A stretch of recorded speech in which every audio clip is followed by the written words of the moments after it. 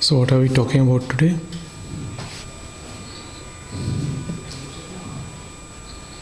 The voice of the heart, huh?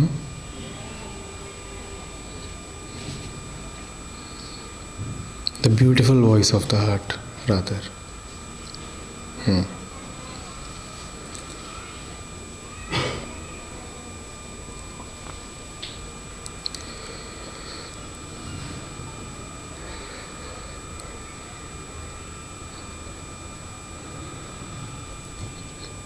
Beautiful.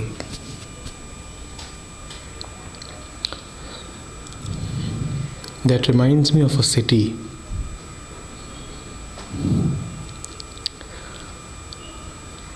They, just like you, were enamored with beauty. They wanted to know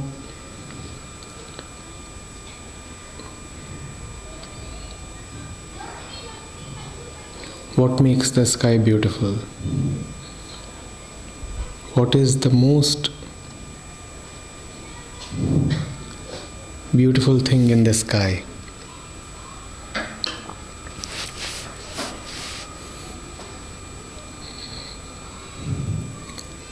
So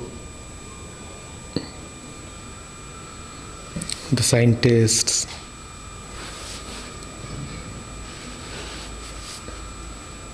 the astronomers,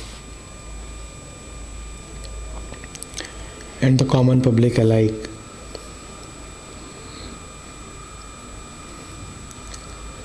they all got into a great debate. They wanted to know what is most beautiful about the sky.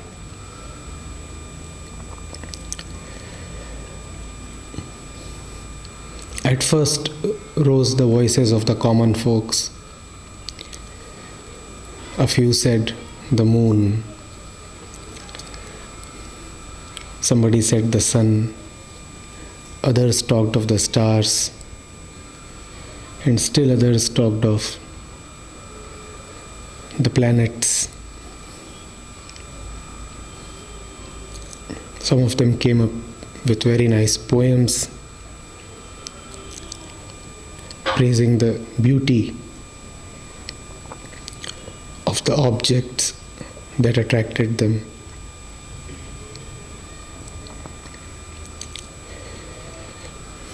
Then came the learned gentry. They started talking of comets, asteroids, constellations. One star was not enough for them, so they said, look how groups of stars get together to give us vivid images.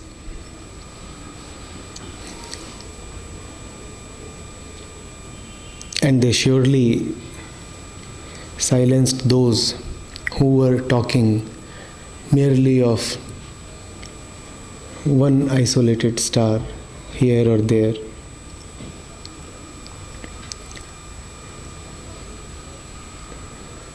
And then came the really learned ones, the scientists, the ones who had spent years and years with telescopes. They talked of nebulae, black holes, galaxies, protoplanetary disks. They said, do you know how beautiful do they look? Come. Your naked eyes show you nothing. All you see is these gross moons and the sun. We'll show you the real wonders of the sky. See what all keeps happening.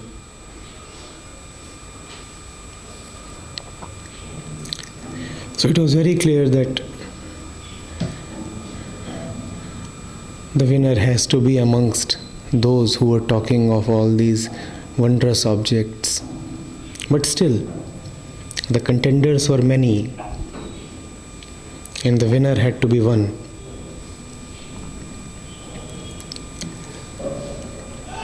So they decided to take the matter to the wisest man in the city.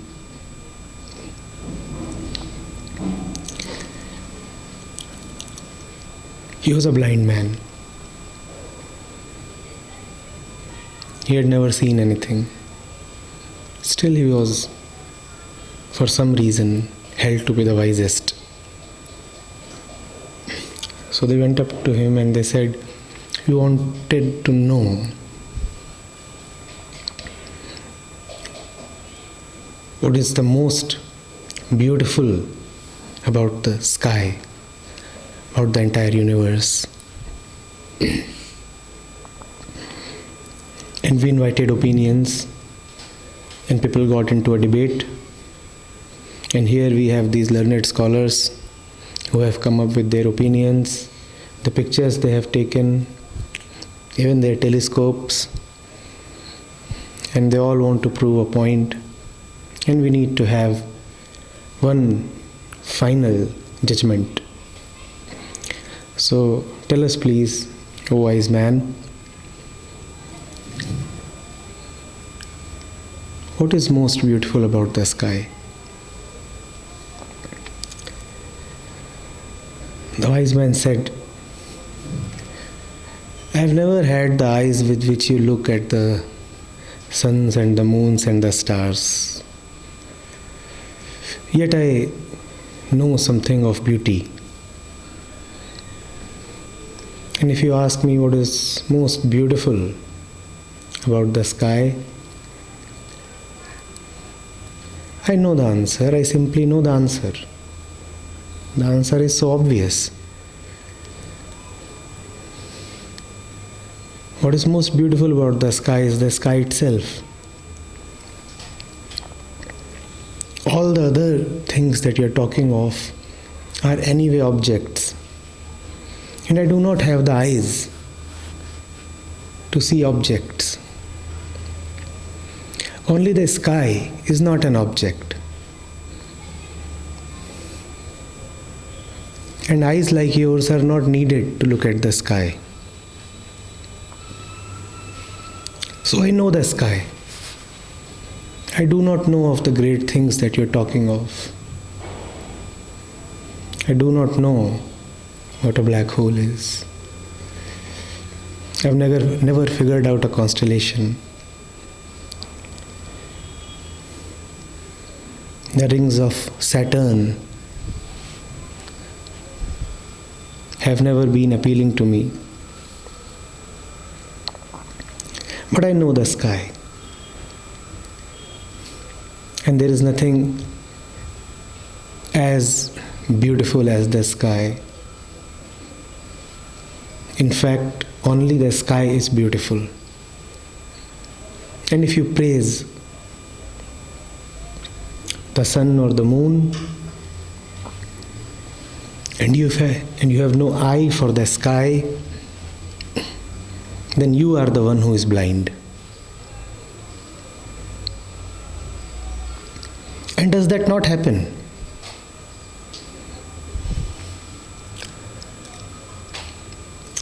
When you look skywards,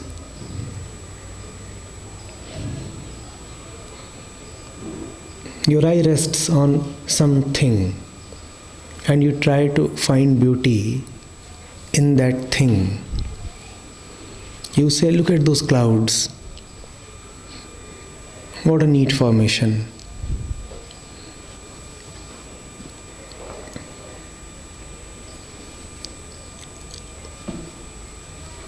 You say, "See how full the moon is tonight. Lovely." You sometimes even do praise the pristine blue of the sky, but never the sky itself. And remember, the sky is not really blue.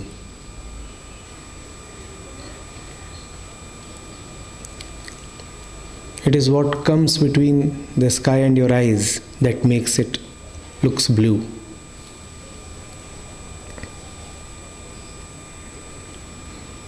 I've never really seen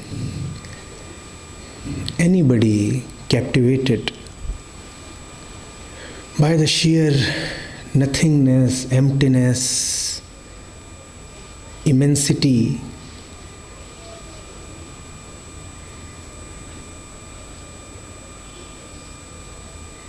the total void of the sky.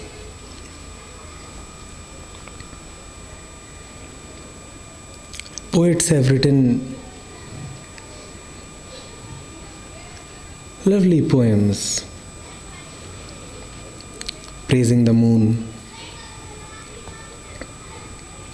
Children have often taken stars as their friends.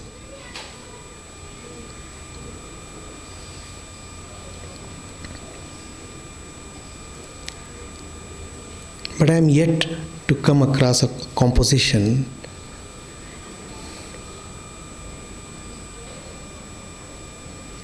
loving the empty sky.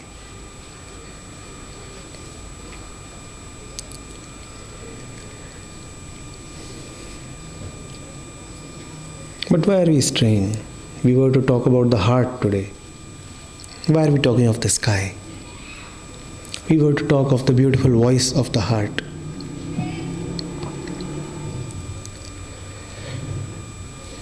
We only know of voices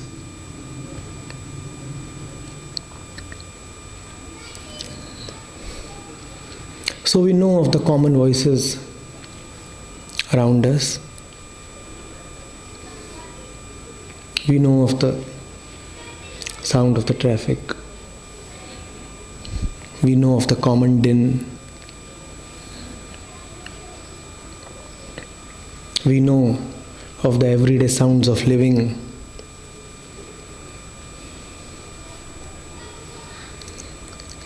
And some of us are so attracted or attached to those voices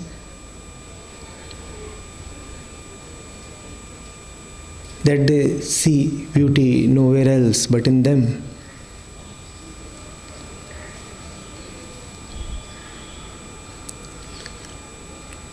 I've heard people say that they love the voice of their car engine.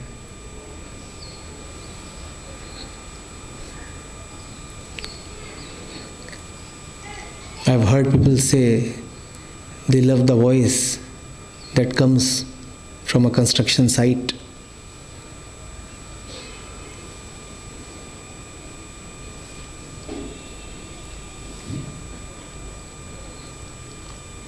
I've heard people say they love the voices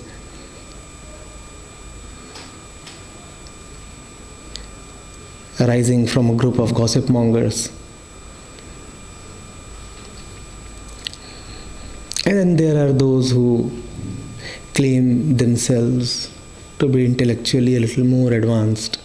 They say, no.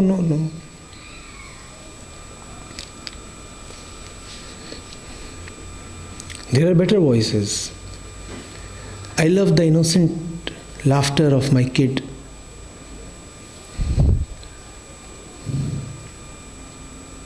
I love the way the birds twitter in the morning.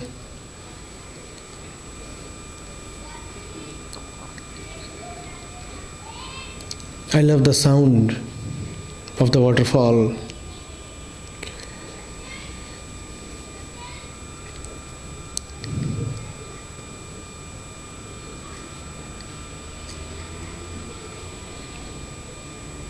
I'm energized by the sound of thunder.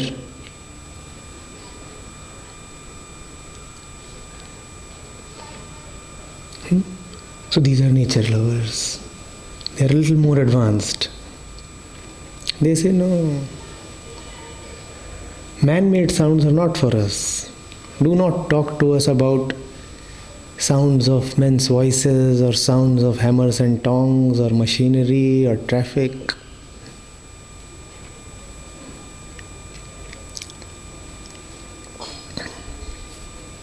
We love other sounds.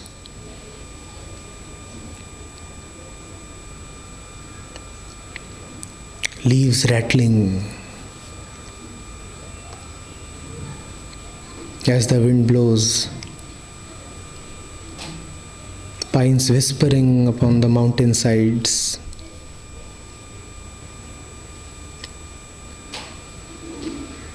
And then there are those who say, we have gone beyond the intellect, we are spiritual. So we say that there are even more beautiful sounds. Why are you talking so much of nature?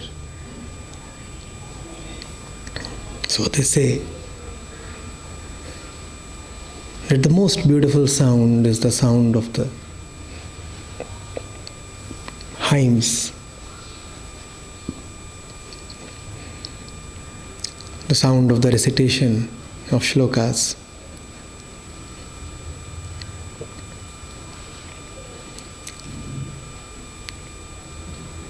The sound of Om, or the sound of the morning azan.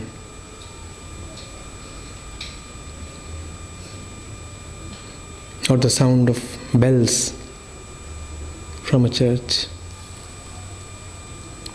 They say these are the really beautiful sounds. This is the best that the ear can hear. And they are probably right. This is the best that the ear can hear.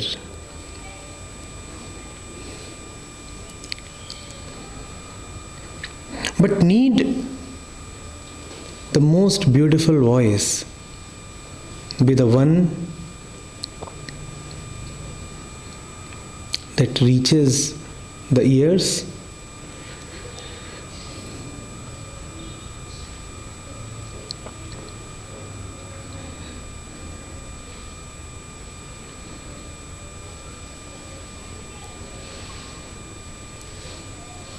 That is the human tragedy. Even the highest to us comes only through the mind and the senses. So when we talk of beauty, we only talk of that which looks beautiful to the eyes.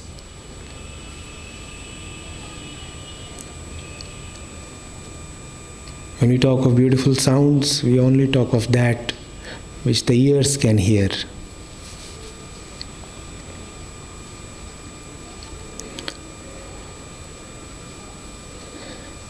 All the voices that we can talk of or hear are the voices of the mind.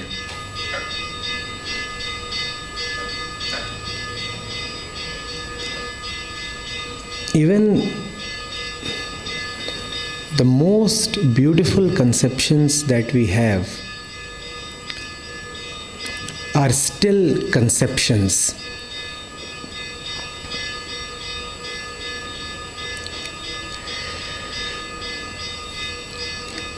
It may be a voice consisting of words. It may be a voice of nature. Or it may be something so esoteric that it really means nothing in the human language, something like Om. Yet, it is just voice of the mind. It is not beyond that.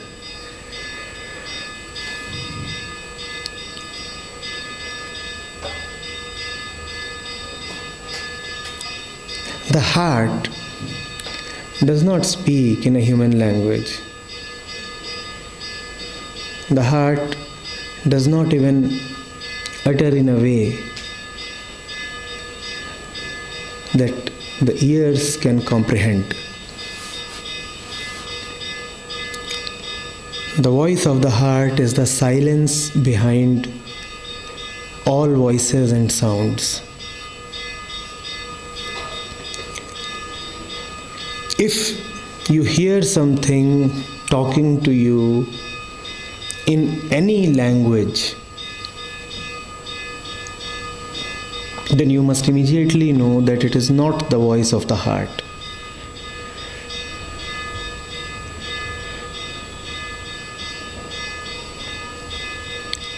If you hear something that your mind can comprehend in any way, then you must know that it is not the voice of the heart.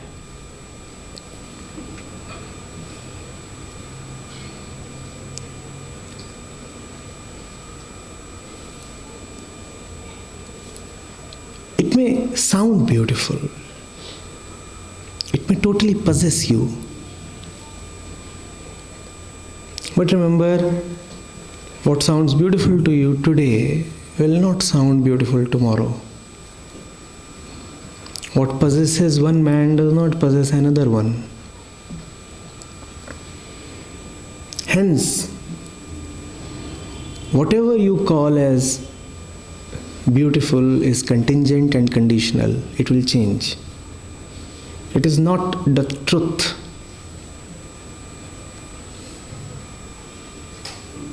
It will pass away.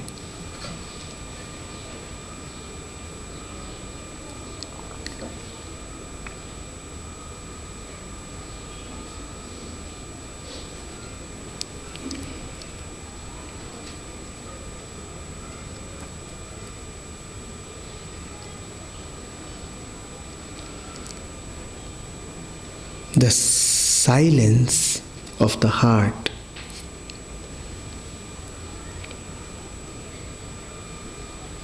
expresses itself extremely eloquently.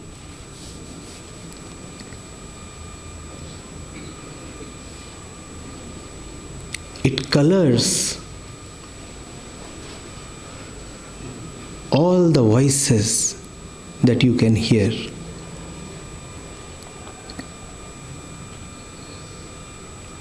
But for silence to fill up everything that you hear,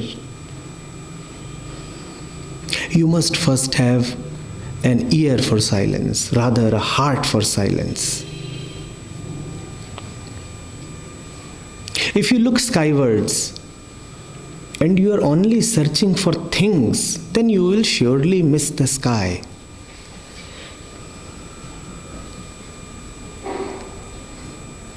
But when you are connected to the vastness of the sky, then suddenly the stars and the planets acquire a different meaning altogether.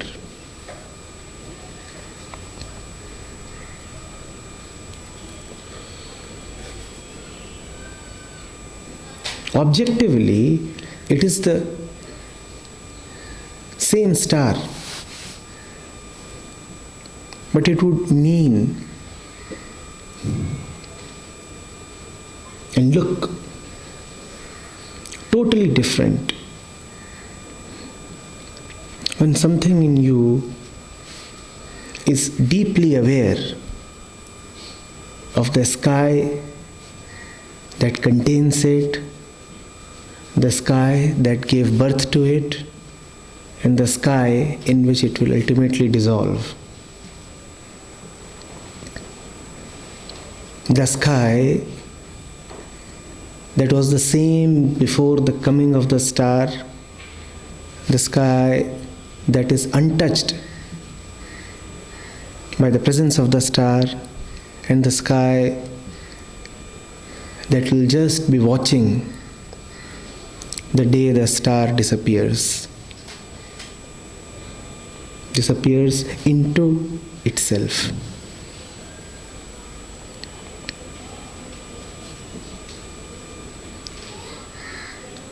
So that leaves us probably a little confused.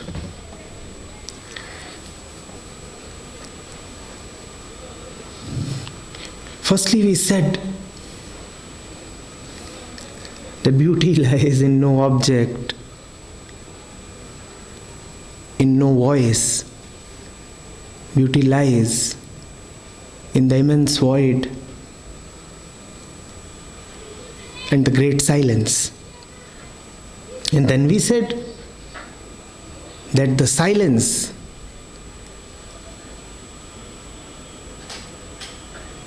can fill up all the words. The immense emptiness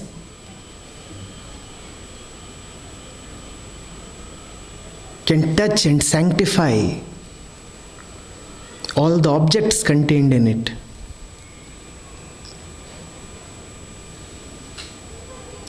So does beauty lie in objects or not?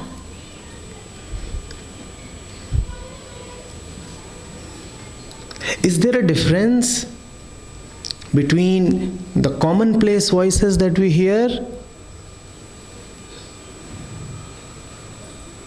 and a hearing which has been touched by silence?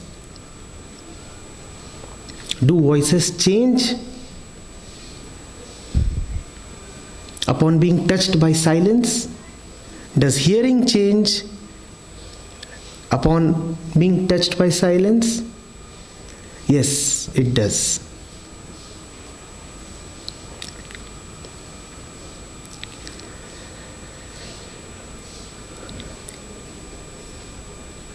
The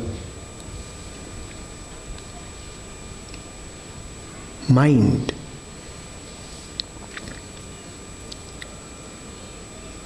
knows only transactional language.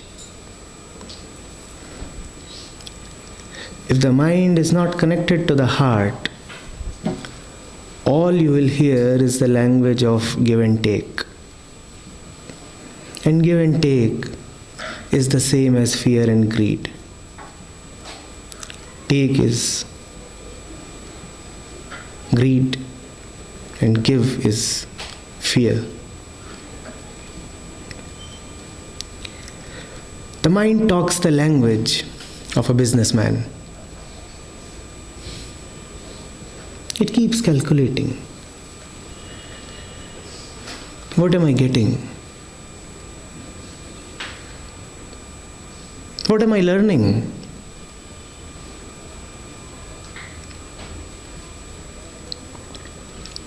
The objects it might be seeking may be different.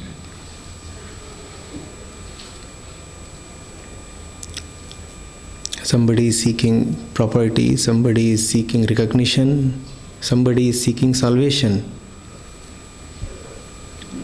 Yet the mind is just looking after its own interests. And the man who is seeking property for himself is not very different from the man who is seeking enlightenment for himself.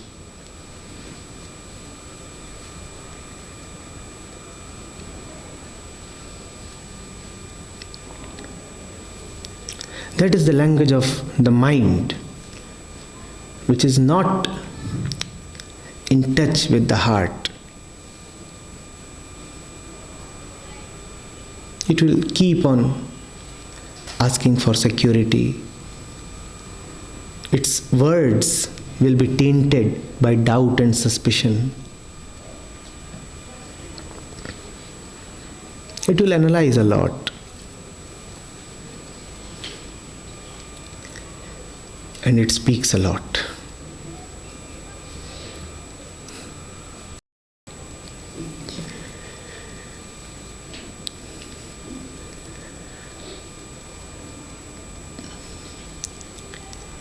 And then there is the voice of the heart.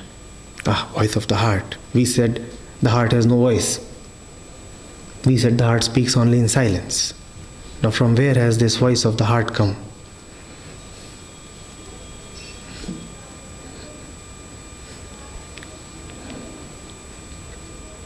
But we have already covered in a previous chapter, have we not?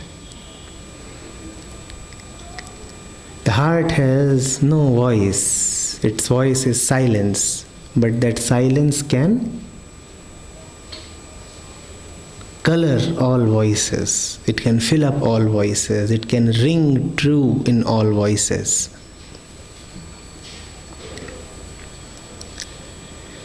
So when silence speaks through words, when the heart speaks through mind,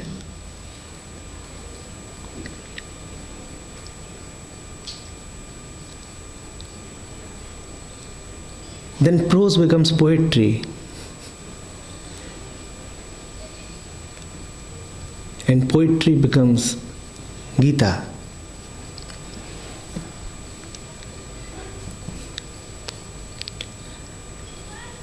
The Gita has no special words. All the words that are there in a Gita or an Upanishad or the Bible are words of everyday parlance. They can be found in the dictionary. There are no new or original words there. Every single word that is there in an Upanishad is also a word that can be used by the layman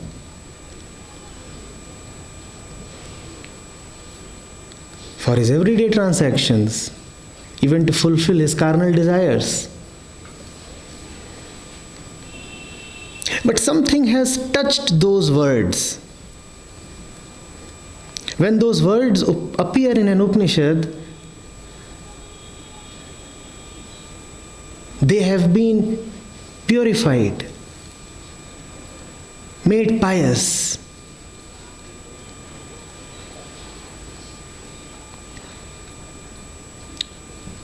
sanctified by a certain special touch. Krishna is speaking, and he is speaking in a language that so many others also know.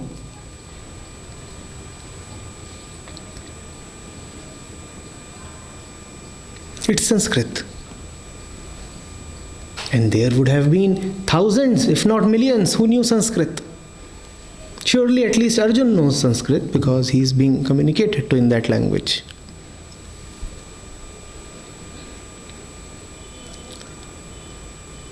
And Sanskrit is just a language. An ordinary language like so many other languages. Ancient. But then so many other languages are also ancient. There is something special about the words of a seer or the words of Krishna. They are appearing in a man-made language. And all words will be man-made. There are no words that descend from the heavens.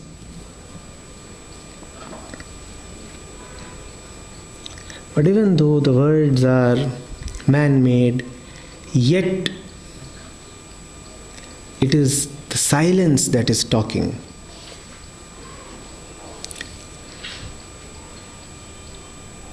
Even though they are being uttered from the mouth,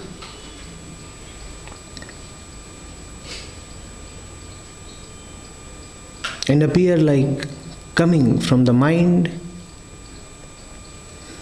yet they are really originating from the heart. That is the language of the heart. Now the same mind that was talking fear, doubt, suspicion and insecurity,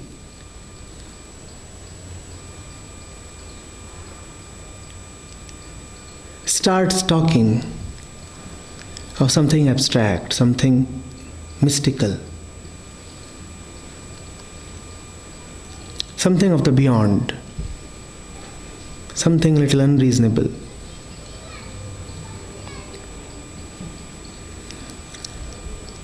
This confounds the listener. On one hand, he cannot analyze the language of the heart because it is not really a language. Had it been a language, you could have totally dissected it. Mind can know only that which is mind-made.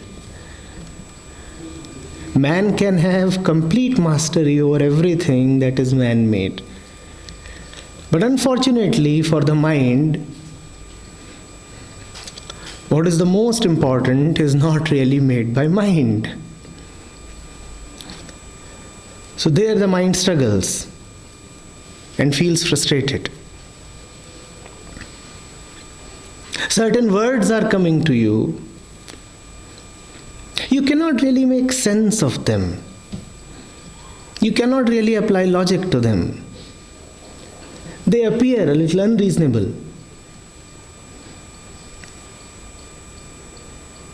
And yet, they calm you down.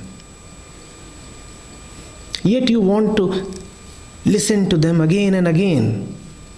And you feel like a fool for wanting to listen to them again.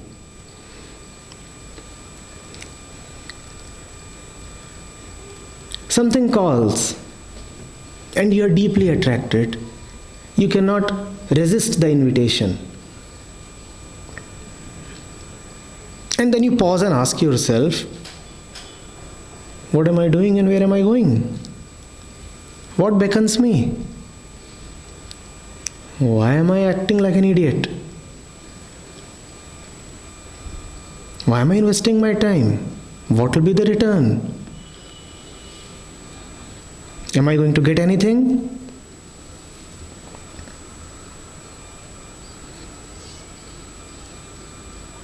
A voice is coming to you.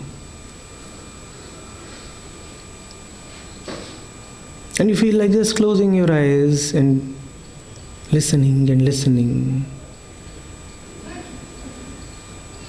And at the same time, the mind doesn't want that.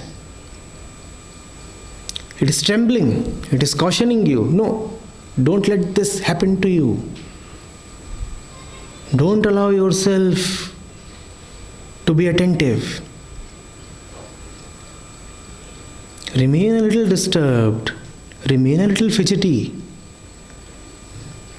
Because if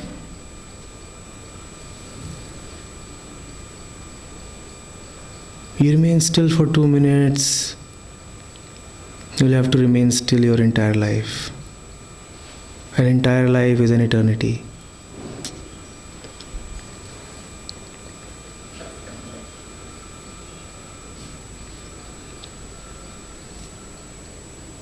That's the language of the heart.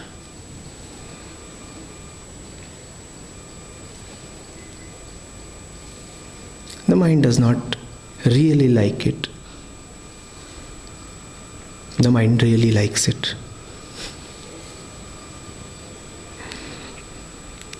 The mind hates it. The mind cannot live without it.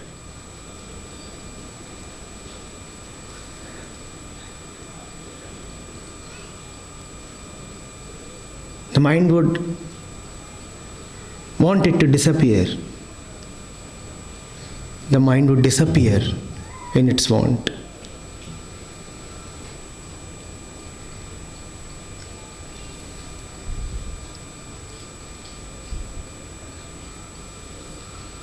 The mind would give anything to get rid of it. The mind would get rid of itself and anything else to get to that voice.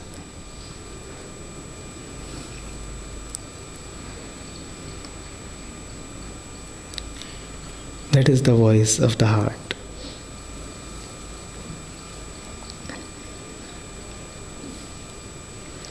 we are accustomed to listening only to the voices of the mind.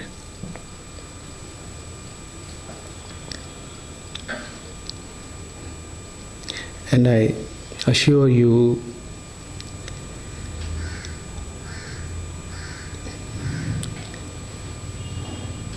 all,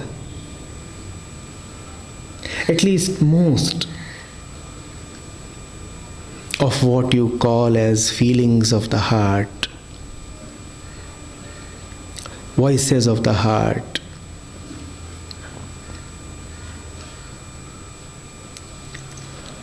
callings of the self, are nothing but constructs of the mind. That is one sure way to miss the heart.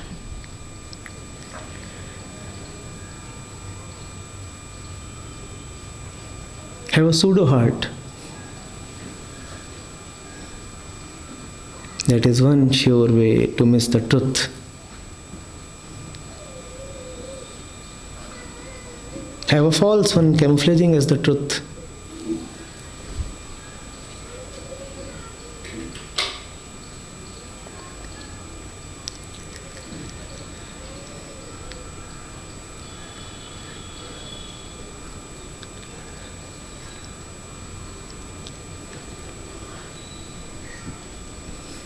Because we live in the mind, because we are identified with the mind,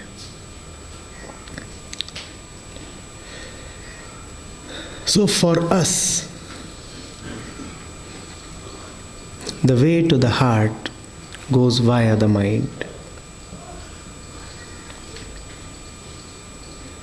We will have to attentively listen to all the voices around us and within us. They are all voices of the mind.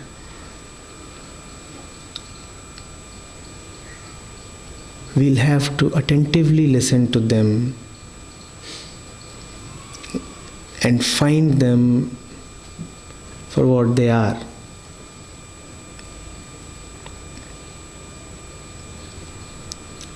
Superficial and artificial.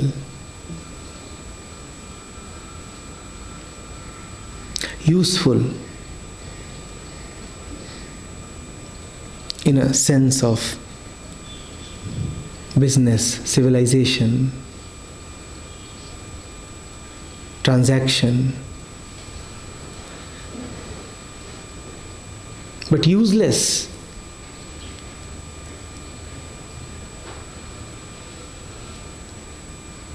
when it comes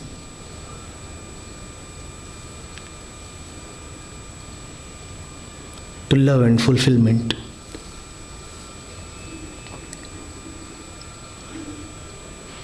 Would you do that?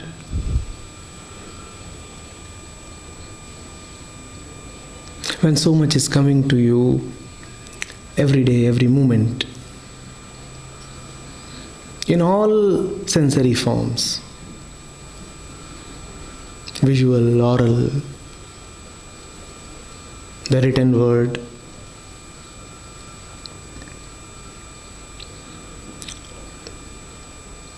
would you pay attention to it and ask yourself, is it coming from the mind or has it been touched by the heart?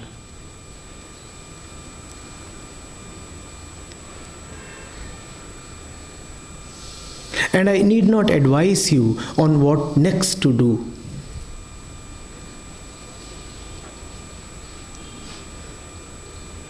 The mind despises itself so much that when it discovers that what is coming to it is its own fabrication, then it does not like what is coming to it.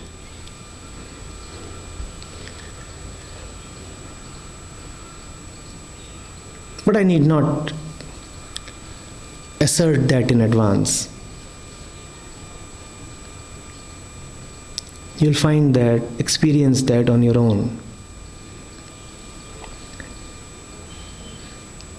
Pay attention to whatever you see, whatever you hear.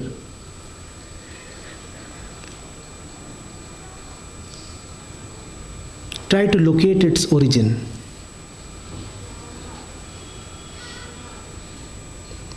And listening and locating the origin are not two different activities. In fact, listening itself is not an activity. Just listen. Listen as you eat, listen as you breathe, listen as you hear, listen as you walk. And most importantly, listen as you talk. Listen to yourself. And then ask,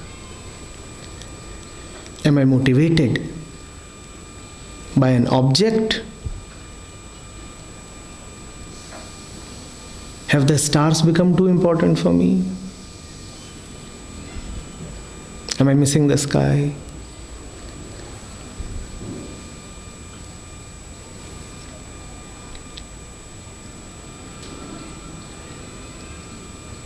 Am I connected to the little people sitting in front of me?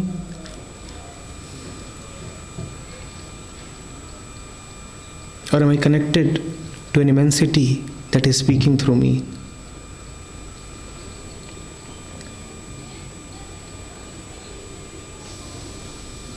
Ask.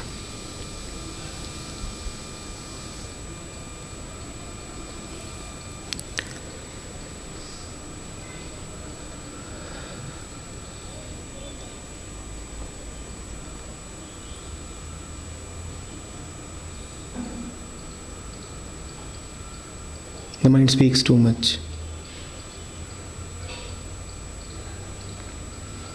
And when the mind stops speaking, then the mind really speaks. The one who has attained to silence, he really starts speaking.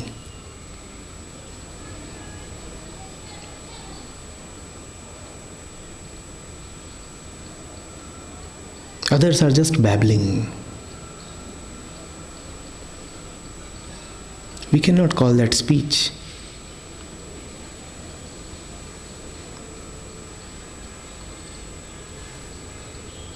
Silence makes you really talk.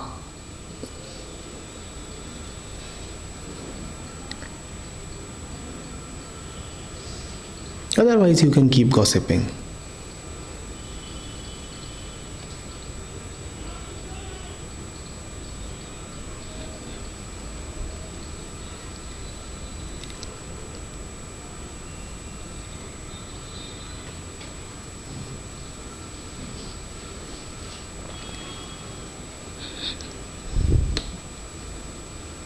So what did the people say when the blind man announced his judgment? Yes, you are the people of the city.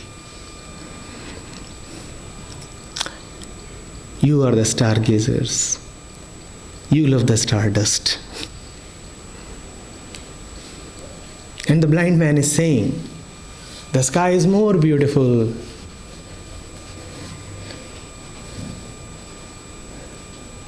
than all the suns and moons put together.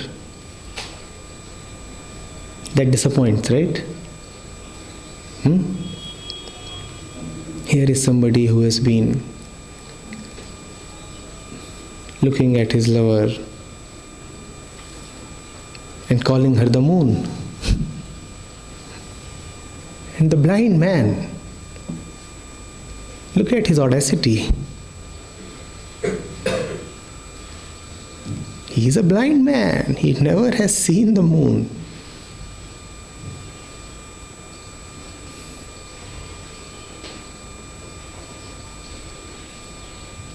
And such disregard he has for the moon. He is saying the moon means nothing. By implication, you do not know whom to love. You are needlessly calling this woman as the moon and as the most beautiful.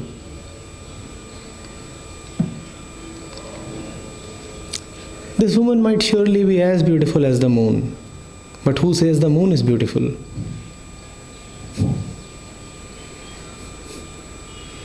Oh yes, she is the moon.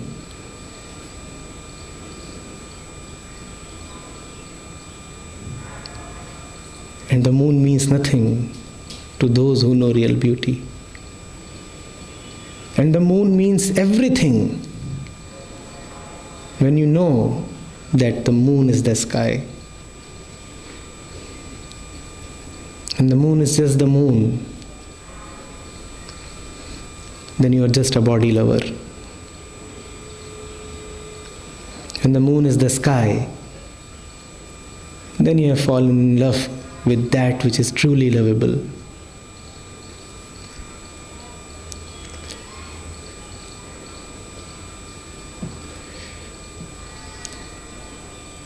Yes.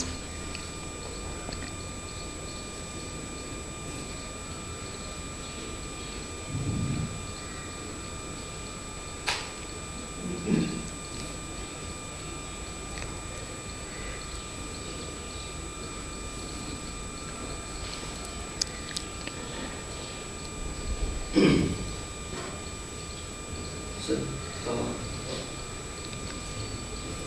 you said that this very often happens with us, that we take the voice of the mind as the voice of the heart.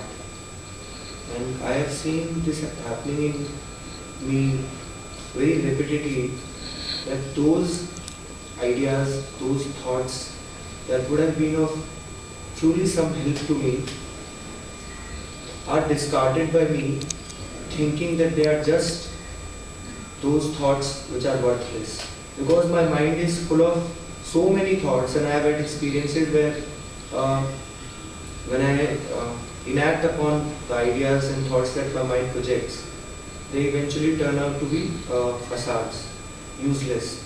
So in this crowd, the gems really get discarded.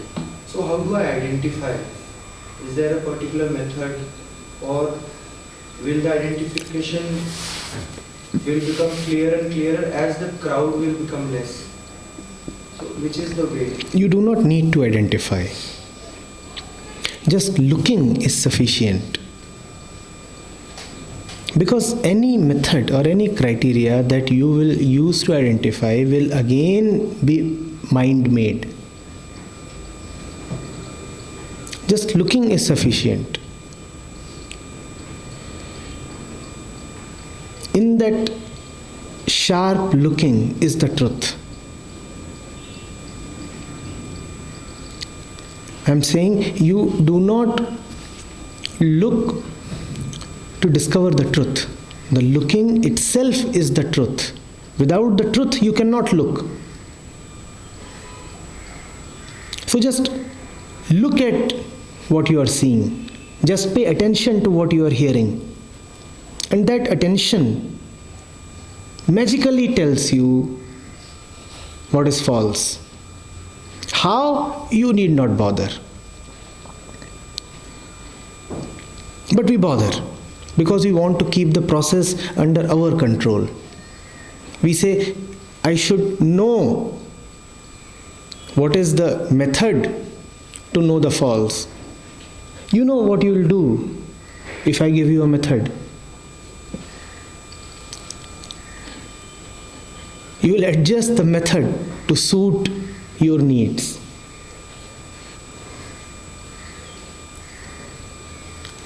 You will tamper with the process to come to a predetermined result. Something really attracts you. Now you want to investigate it. At the same time, you want to declare it as something true. Something is really attracting you. You can't afford to call it false, right? It is appearing so lucrative. You cannot afford to call it false. But for the sake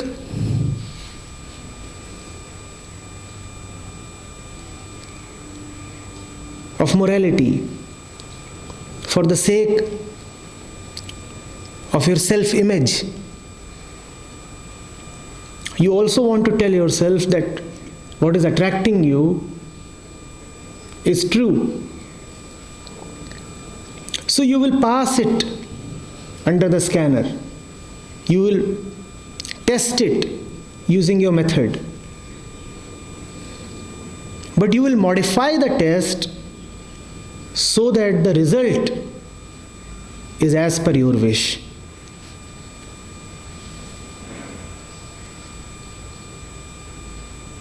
This is the whole reason why we want methods. Because methods give us a certain authority over the truth. Do not ask for a method. The only authority is truth itself. Just look. And then let the unknowable decide for you. There is a knowledge that comes from the unknowable. You cannot know from where the knowledge is coming. But the knowledge is coming. It's a strange thing. He is giving you knowledge, yet there can be no knowledge of him.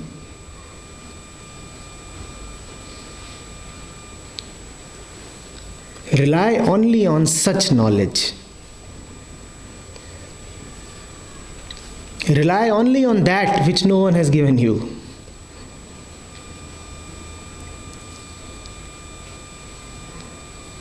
Take only when there is no giver. Give only when there is no taker. Love only when there is no lover.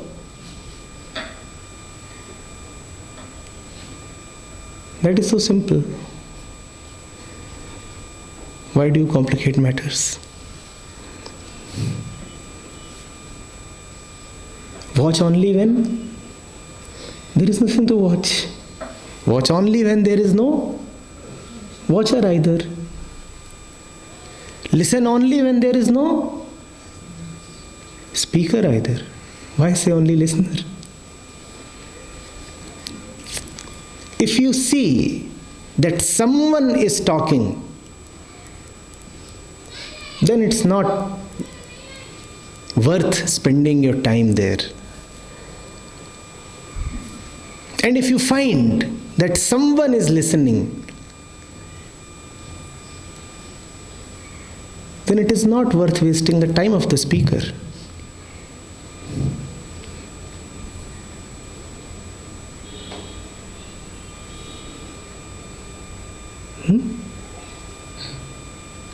Walk only when there is no road. Reach only when there is no destination.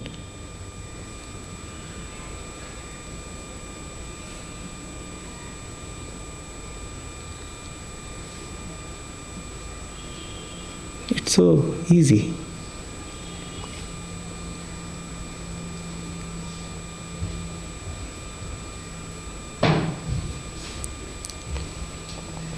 Sir, it's paradoxical. It's not easy because you said that just that simple looking would bring and we have been talking about this for very long, that you don't have to get into the crowd really. You have to just look very sharply at it. But the point is that the very fact that the crowd exists, that the mind is running, does not allow the looking to happen. So, this is again a paradox. When I say you have to look very sharply at something, that does not mean that you need to have some extra qualification in looking. Looking sharply means looking simply and innocently. The truth has no intention of obfuscating itself. It does not want to hide somewhere. If you look at it simply, directly, it is there.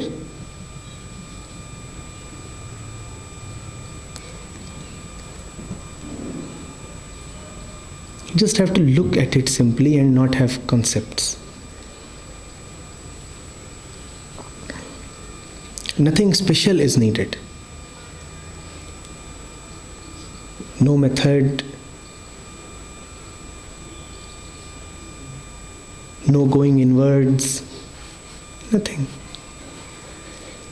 Our friend sitting here is sitting with his eyes closed. He probably does not want to look at something. Now, why should it not be possible to keep your eyes open and yet look at nothing? Why should it not be possible? How long will you keep your eyes closed? Keep your eyes open and yet look at nothing in particular.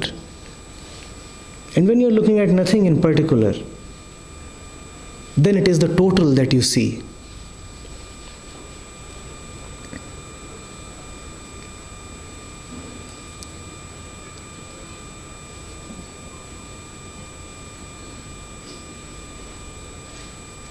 Because you think it to be difficult, you have made it difficult for yourself.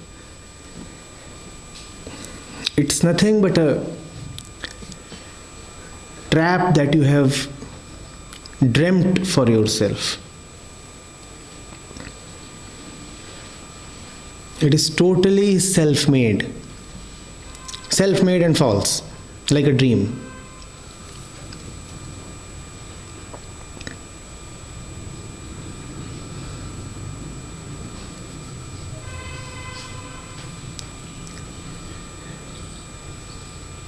It is possible to be here with everybody and well connected to them,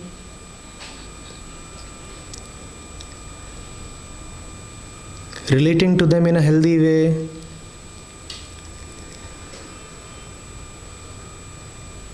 and yet be one with yourself.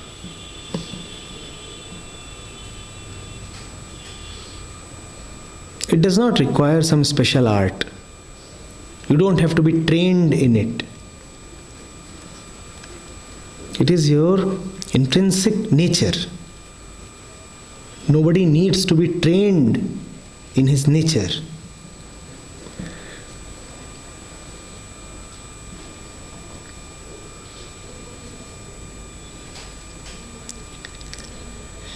If there is something except your nature that you are somehow attached to,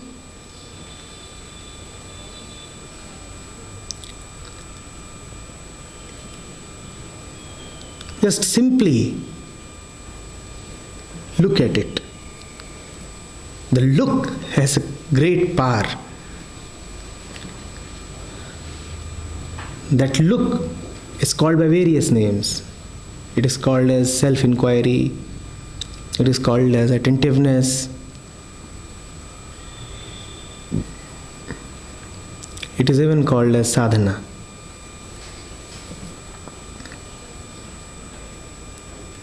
But the more names you give to it,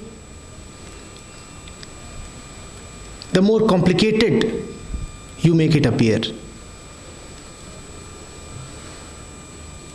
And somehow it is in the interest of falseness to remain complicated, to make it appear as if the matter is greatly nuanced. And if there is some hidden, deep, mysterious and dangerous secret behind it.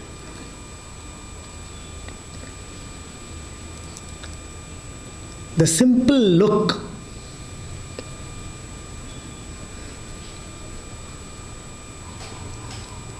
exposes all falsenesses. And this is one mark of falseness. It does not like simplicity. It likes complexity. So it might be a very petty matter, but falseness would present it as something very tremendous and very complex. Somebody is jealous of somebody else.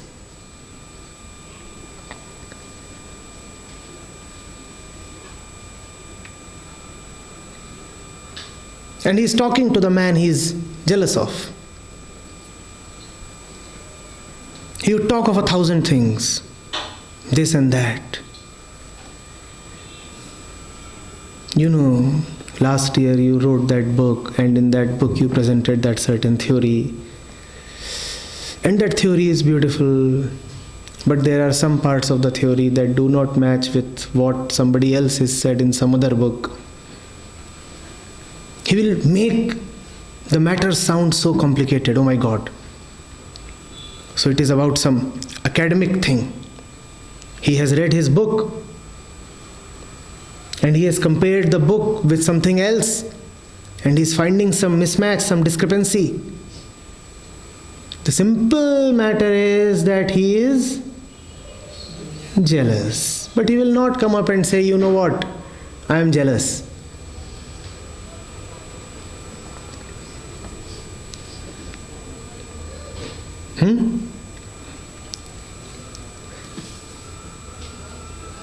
The man is craving for the woman's body, or the woman is craving for the man's body. But an entire web of illusions will be woven. Long winding stories.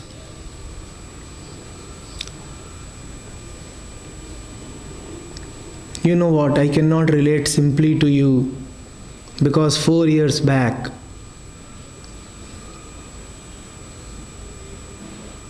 you ate my strawberry. And I suspect that 6 months back you were the one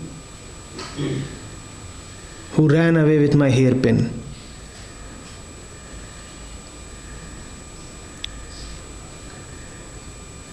And also, that mole on your forehead reminds me of my dead pig.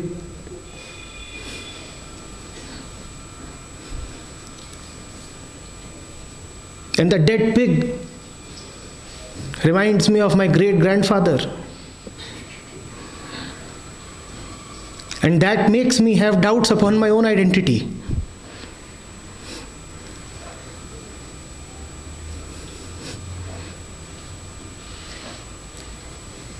Fantastic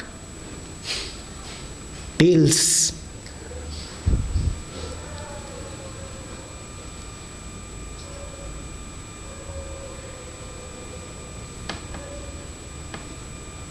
I had a dream that your mother is a member of the International Witches Association.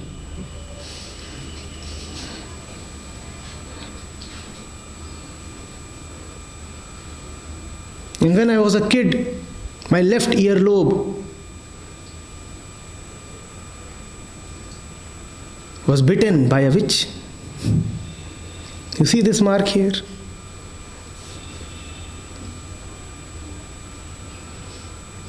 And when he comes close to her to look at her earlobe, she grabs him.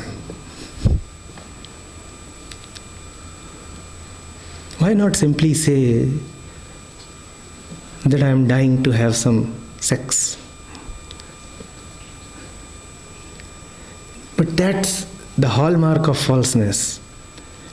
There is nothing simple about it. It thrives on complications. And whenever you meet somebody who is talking a very complicated language, you must understand he has something to hide. Otherwise, there is no need to talk in such a convoluted way. Things are simple.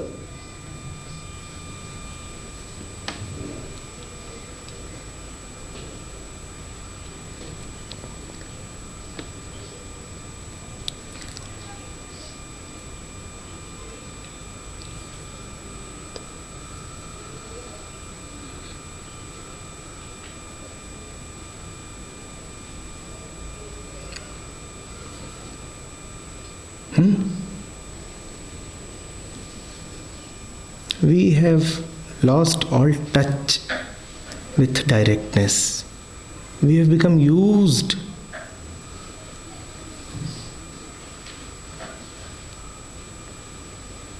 to matters looking tortuous.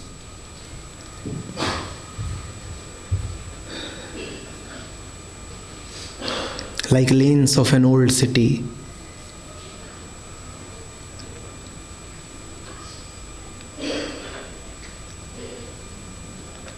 That intersect, that create a network, a mesh leading nowhere.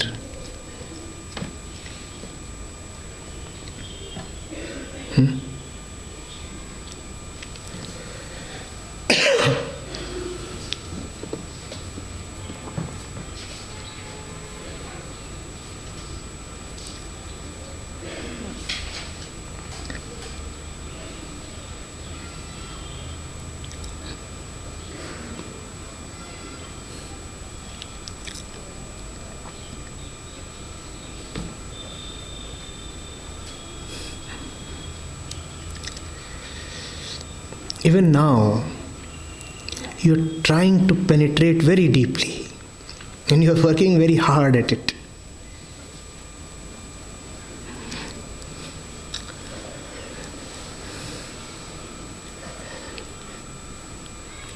It's like the apple is kept in front of you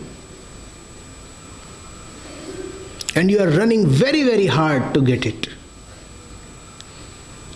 All around.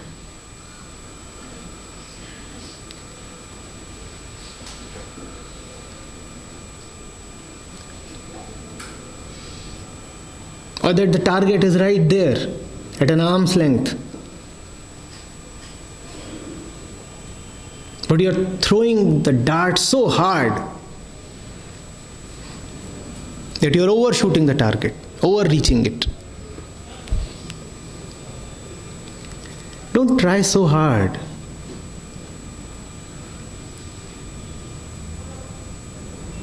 Sitting where you are, it is reachable. In fact, it is reachable only sitting where you are. If you run around, if you seek, if you chase and grasp, you miss it.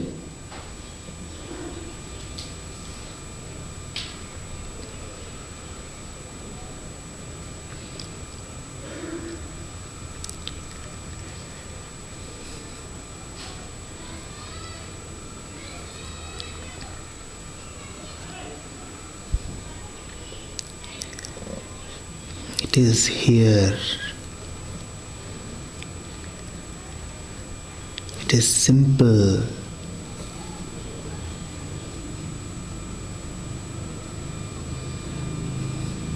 Don't bother yourself.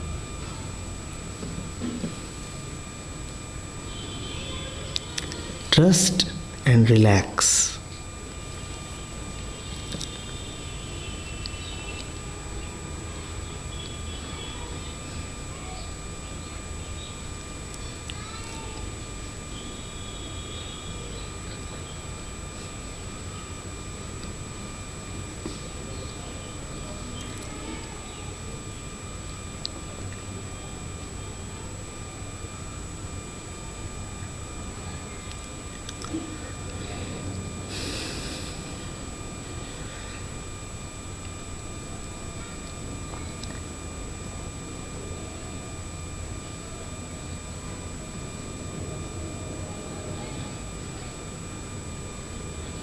Yes.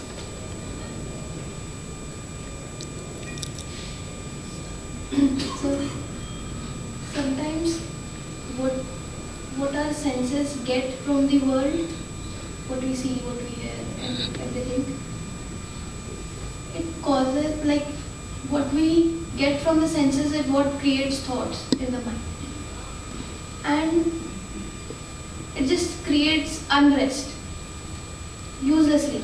I mean, you just look at certain things and then a vicious circle of useless thoughts or whatever, it just goes on. So, I mean, why is it? There are like a lot of places where it's said that you need to control your senses. You need to elevate from those things. So how is it possible? How to live in a body which operates on senses and be, disconnected to it? The body will operate on senses, and let the body operate on senses. Had you been just this carnal body, then you wouldn't be asking this question. Is there anything in the body that wants peace? Is there anything in the body that wants love? Show me which part of your body longs for freedom. Show me. The body only wants what the body wants. Physical survival, basic comfort, food, nothing else. Is the body asking this question? Yes?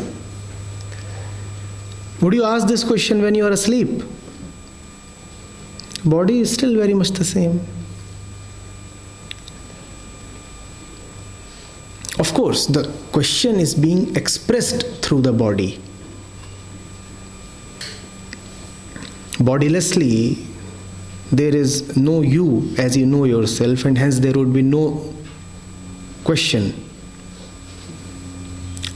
But surely this question is not arising from the body. Or is your little finger hungry for love? Is it?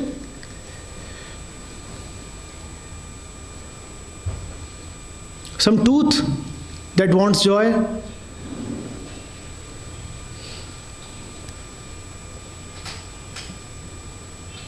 Then you should be very careful while clipping your nails. Who knows? A precious relationship might be hacked down. If the body loves, then surely love resides somewhere in the body. Haircuts would be dangerous. Along with the hair, you lost your lover. That happens sometimes, but let's not talk about that. Lovers these days are very particular about hair in various parts of the body.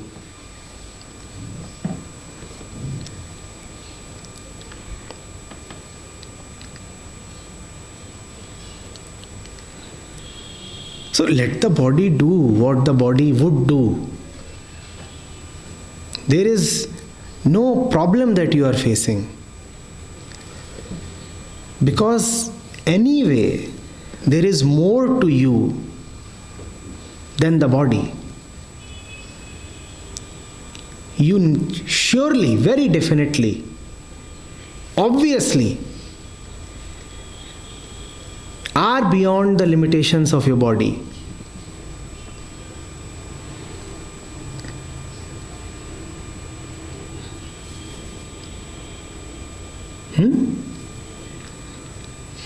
Let the body keep doing what it wants to do.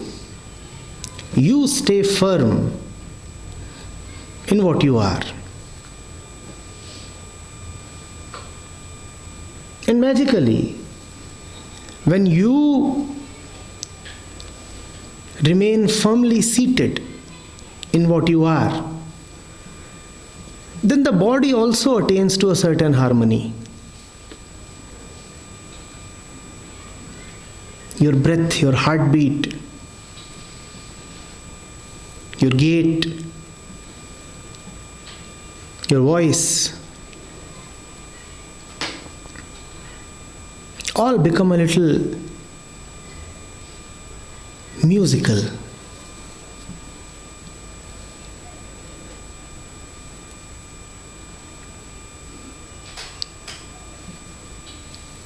But you need not bother about that. Otherwise, you will start trying for that music. That music is not something that you achieve. When you are what you are, everything else rests in its proper place. You won't even know why your face is shining. Others may come and tell you, there's something about you. Your eyes are looking different these days.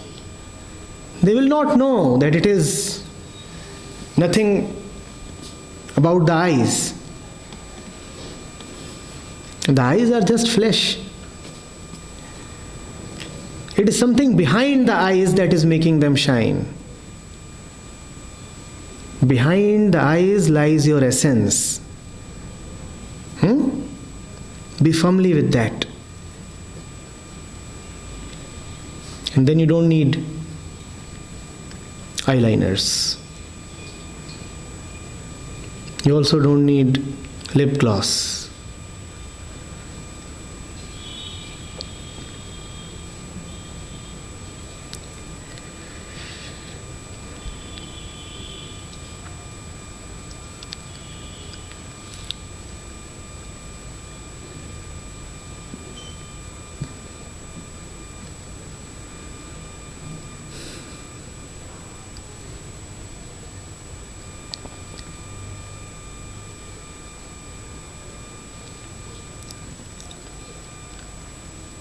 Sir, in one of the previous sessions, we talked about fear and living fearlessly. So, what is the relationship between one being able to live or listen to the call of the heart and fear? Unless you are with the heart, you cannot look at fear. You will remain a slave to fear, but never be able to look at fear in the eye. Have you seen such slaves? They have never really seen the master whose command they are obeying. They are too small to be introduced to the master. The master lives somewhere in his high mansion, and the slaves are laboring in the fields. And if the slaves are told that today the master will come, then they go and hide in some hole. They dare not stand in front of the master. They are so petty and afraid. Such are we. Fear lords over us. But it is such a dominating and overwhelming master that we never really come face to face with it. We don't even look at it from a distance. We pray that the master stays away, because if the master is so powerful and so exploitative, even when he is away, God knows what will happen if he comes right in front. He may sentence us to death. So I don't really want to confront the master. Let the master stay away. That is our situation. But when you are connected to the heart, then for the first time you get the guts to come face to face with this master. You say, who is this one who is ruling my life, who is writing my script? I want to see his face. And when you look at his face is all hollow.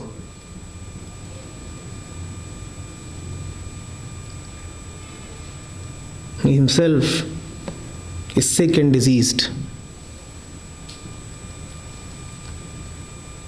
He has no life of his own. He is thriving on the energy you provide to him. Such is his dependency. In fact, he is called a great master only because and only as long as he stays away. It is this distance that protects him.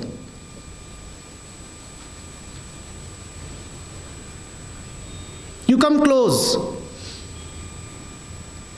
and his weakness, his vulnerability, his non-existence really are all exposed.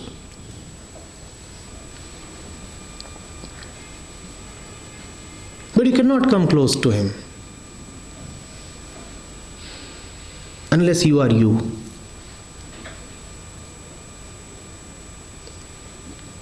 Unless you learn to have a little faith. Unless you are a little assured.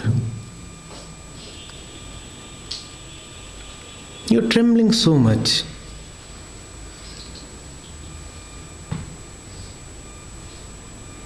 You can't pay attention. Like a small animal, a baby of an animal that has been scared by some loud and unknown sound. It is shivering and crying. In such a situation, obviously, it cannot pay attention. You have to first of all calm it down, make it feel relaxed, a little safe.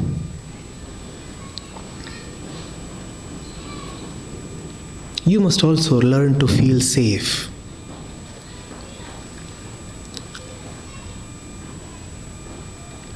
You must feel assured of your security.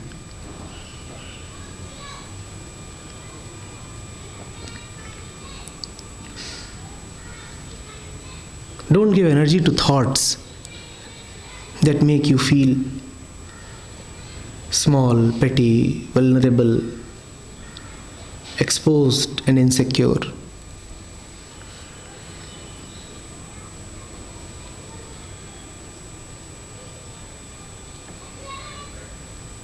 Things are good, all right.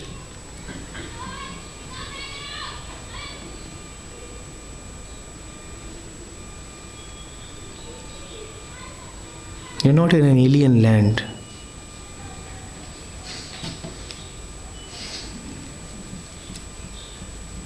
This is your home.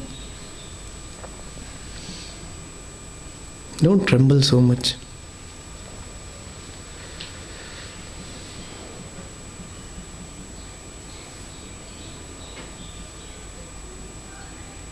Stretch your arms and feel the earth.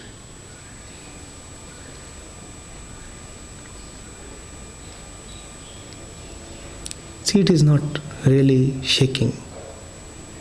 It is holding you in her lap. Nobody is conspiring against you.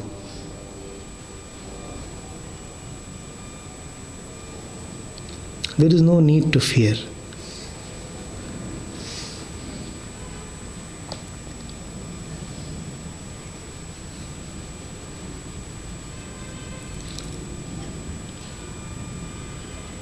There is no need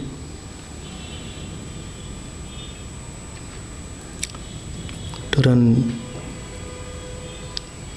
helter-skelter for security.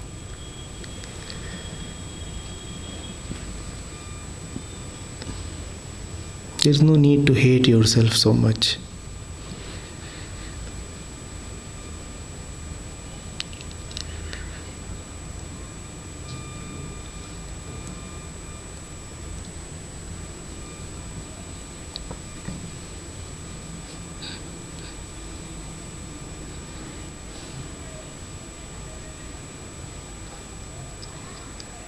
There is no need to try to listen to me.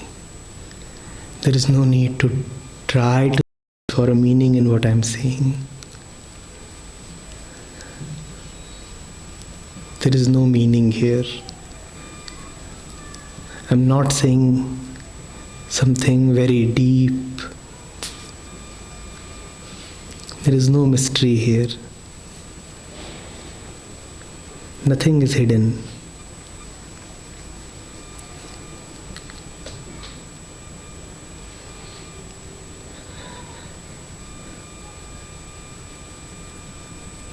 Nothing is away.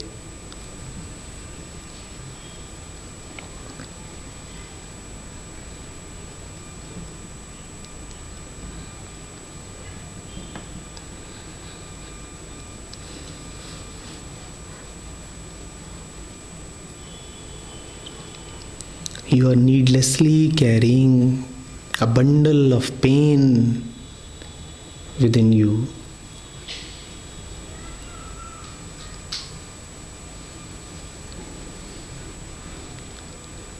It's just a load.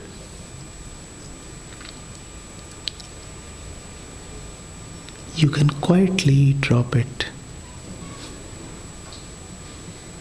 As you go back today, just leave it here. And when they put it in the lost and found section, pretend that it is not yours.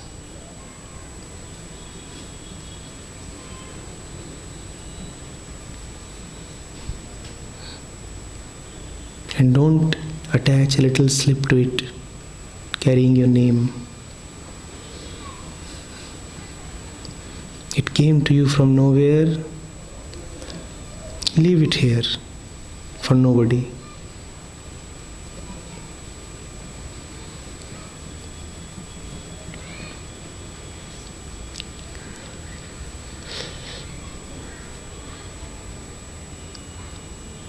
Leave it here. You will lose some weight.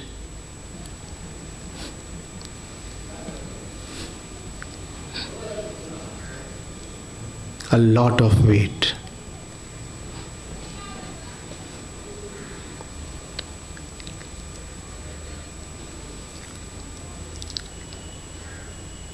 Try health for once. You'll feel good.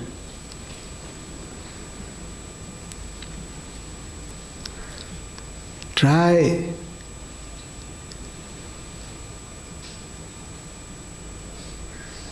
being simple. You'll feel relieved. Try opening up. You will feel relaxed.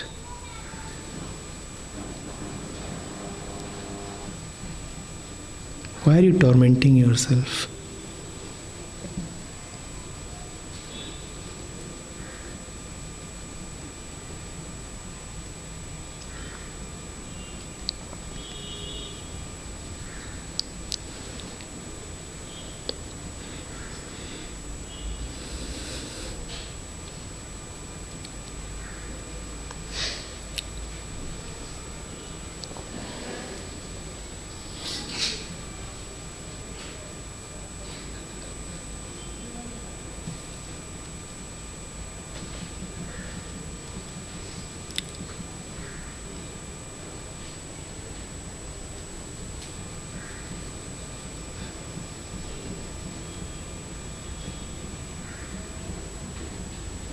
Yes.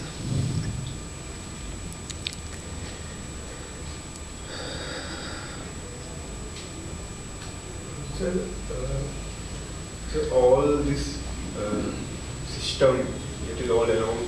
So it appears that somebody someday saw a very bad dream, and then it's all people are running around just to make some alternative to existence, an alternative thing that is available as an option to existence. These are all vulnerable. When we look closely, it is so vulnerable that we stop maintaining it, just crash. But at the same time, sir, there is a propaganda since childhood that you should be part of this system and you should protect it. And then only you can be safe. Otherwise, you are nobody. Sir, what is the need, like system? And it's one system is leading to another. There are different levels of looking at the world. There is a totally unconscious mind that looks at the world and says, well, it is the world. It has always been like this. I don't see anything that is wrong here. In fact, it is so unconscious that it does not even say this much. It just says, yes, this is the world. What about it? Then there are those who look at the world, perceive a certain disease, a certain falseness about it, but they justify it. They say, yes, the world is not a perfect system, but then nothing is perfect. And in this perfection, this imperfection, lie a lot of positives.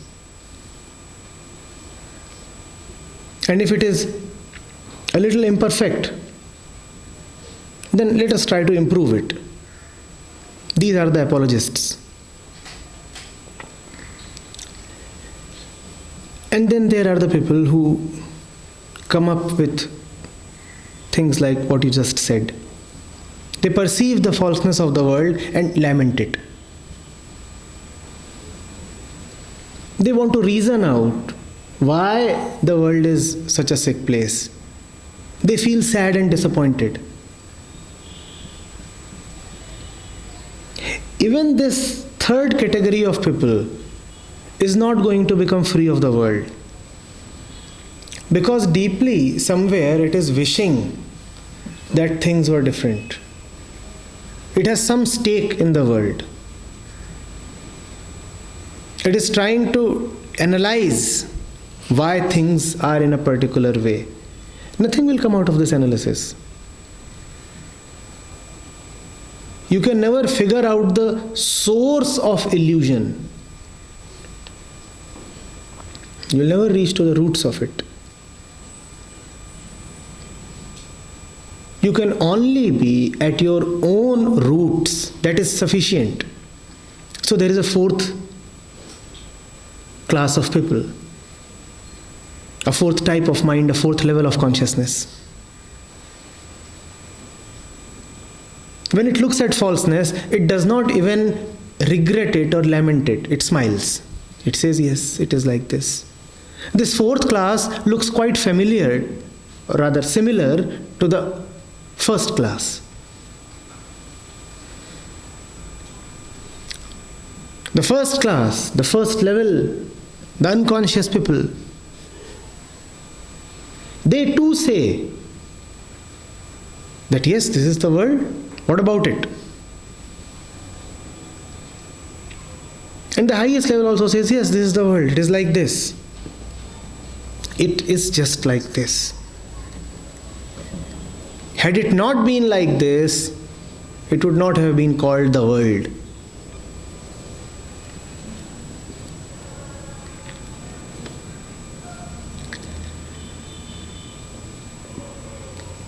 If you are regretting the state of the world, then you need to ask yourself, what stakes do you have here? Because you cannot regret something to which your self-interest is not attached. Surely, the interests of the ego are being hurt somewhere. Surely, in this expression of sorrow lies a desire for continuation.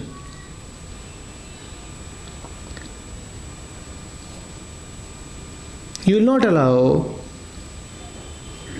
the world to come to an end.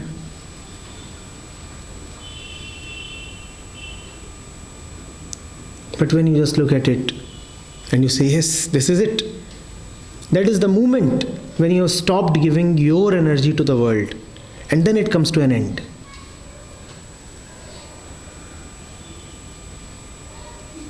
You look at it and you have nothing to do with it.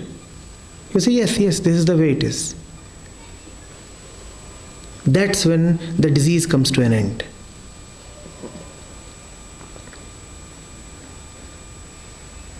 What remains is pure health. Even otherwise, if you look at all the problems of the world, are they not man-made? The energy that the various ideologies and their conflicts carry, even the energy that has accumulated in the atmosphere and in the seas and is showing up as climate change, is it not the energy of man?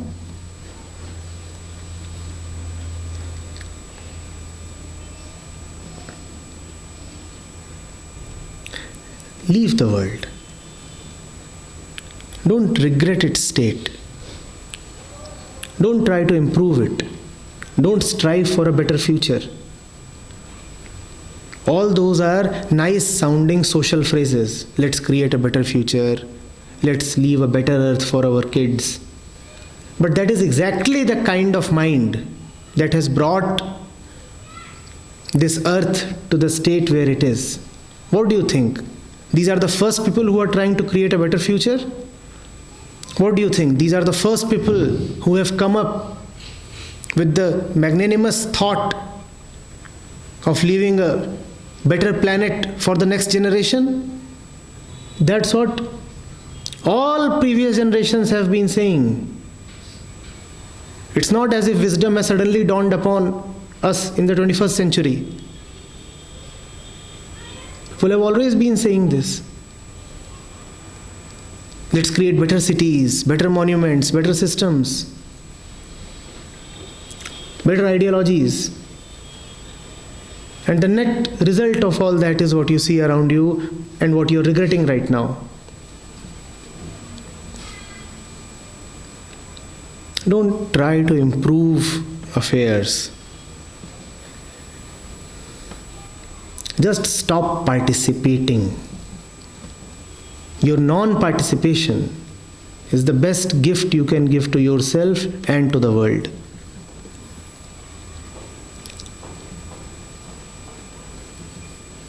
Incidentally, this is a very healthy and a very active non-participation.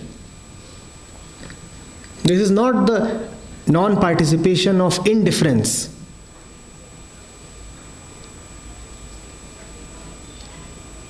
It is the non-participation of love. I love you so much that I cannot participate in what you are doing.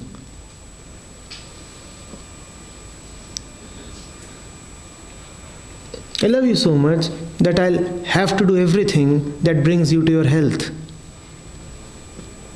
And if that means that I have to quarantine you or myself, I'll do that. If that means that we have to stay away, I'm prepared for that.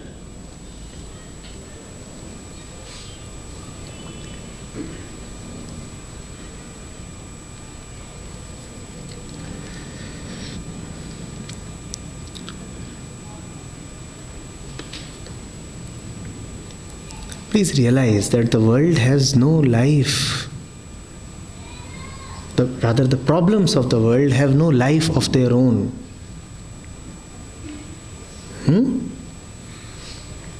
They are living on an artificial, borrowed energy, and that energy is your energy. Stop providing that energy. That's all that you need.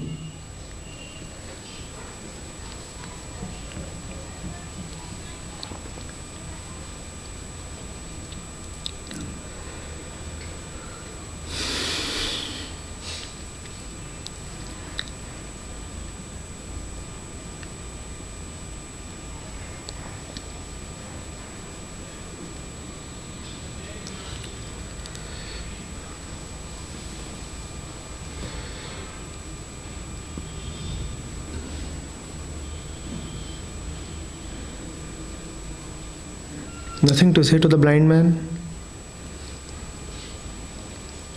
He is insisting that the stars are not special at all.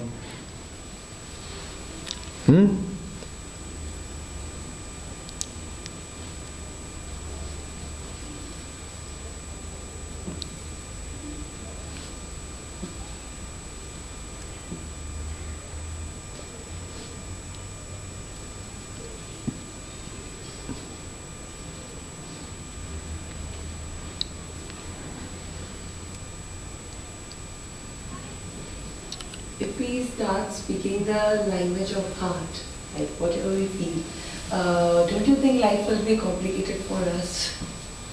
No, the language of the heart is not about what you feel, Okay. and it does not come with an if. Okay. If it comes with an if, and if it has something to do with your feelings, it is just the language of the mind. And mind necessarily gives you complications. So your doubt is in place. People often keep calling the various versions of the language of their mind as the language of the heart. No. Your feelings are all frozen conditioning.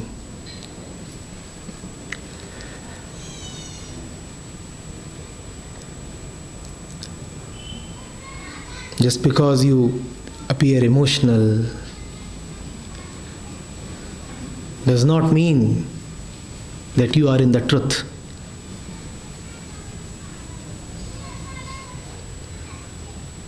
And we have this great tendency to equate emotions with truthfulness.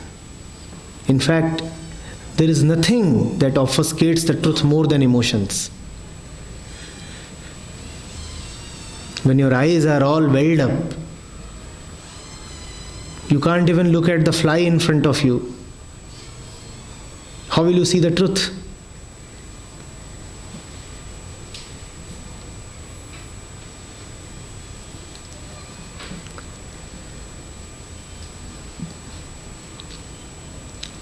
It's a common misconception. If I am weeping, kindly give me a little more consideration. My tears be a testimony to my piousness. That's why they use so much of glycerine in the movies.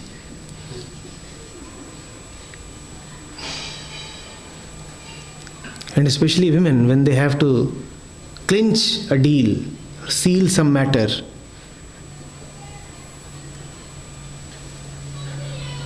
they start raining in various ways.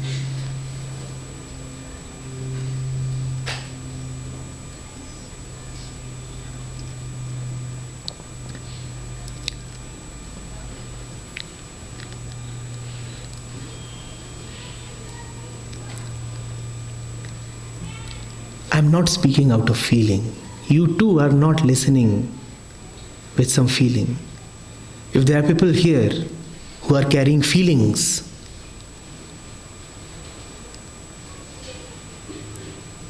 they will not listen. But there is another concept which says if you don't have feelings, then there is something missing in your humanness. You must feel a lot.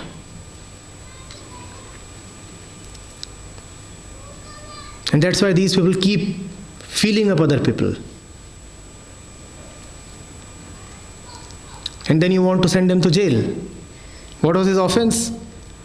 He was feeling me up. But that's what your entire education has taught him. Feeling is a proof of virtuosity.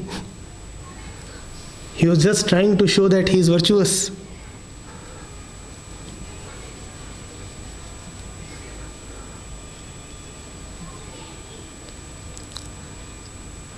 Spirituality is not so touchy-feely.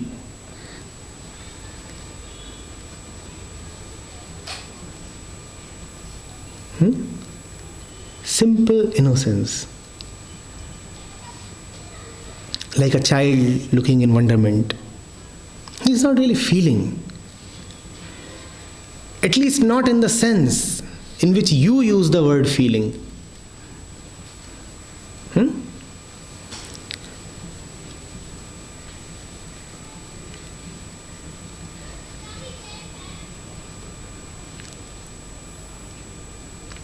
I repeat, our feelings are just energetic movements of the mind. A little bit of movement, that is called thought. A lot of movement, it is called emotion. It's just a breeze. You call it thought. It becomes a cyclone and starts raining. You call it emotion. Have you seen how, like a cyclone, your mind whirls?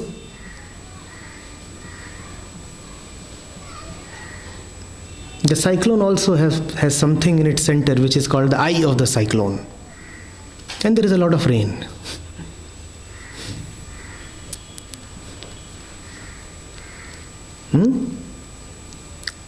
Spirituality is about a calm mind, not about having a cyclone in the mind.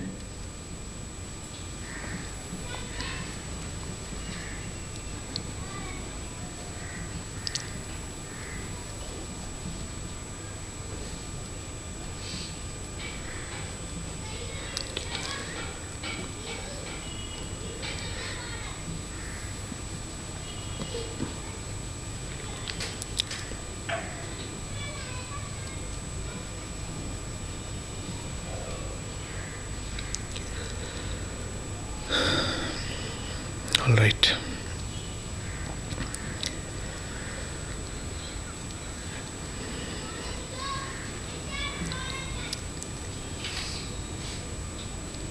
So the blind man has seen something, and we agree that one requires to be blind to see.